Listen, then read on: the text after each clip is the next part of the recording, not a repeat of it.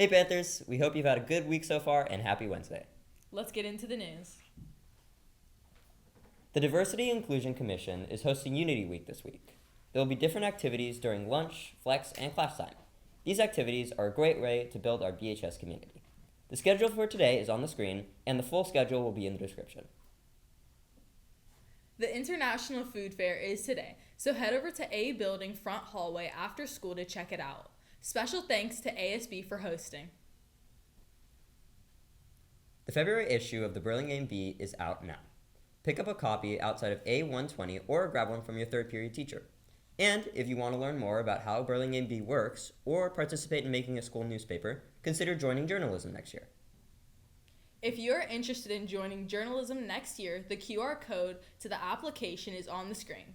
Journalism is a great opportunity to gain real-world skills in writing, editing, marketing, and design, and business management. Please submit your applications by February 28th.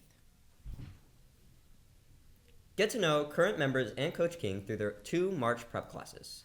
Participants can use these classes as a chance to prepare for upcoming PDT show team auditions in April, or they could just look at them as a fun advanced dance class. Each class will include a group warm-up across the dance floor skills, learn a short show team combination, and Q&As with the show team. Are you a current sophomore interested in taking AP US History next year? We want to make sure you have all the relevant information before signing up. Just a reminder that APUSH is a heavy workload course, with about 1 to 2 chapters covered per week. While APUSH is seen as an easier AP exam, there is a lot of prep to it. An additional change for the 2026 to 2027 school year is that there will no longer be test corrections for any assessments. So if you're considering taking APUSH, make sure to double check your workload for next year.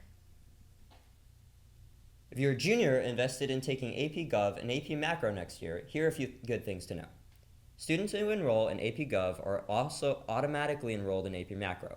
AP Macro tends to be more challenging than students expect, since the course focuses on economic theories and graphical analysis. Finally, if you take the class, it is expected that you take both the AP Gov and AP Macro tests. AP Gov is taught in the fall, but the AP test is in the spring, so you will need to review AP Gov content on your own. That's all the news for today, Panthers. We hope you have a great rest of your Wednesday, and we'll see you all on Friday. BTV out!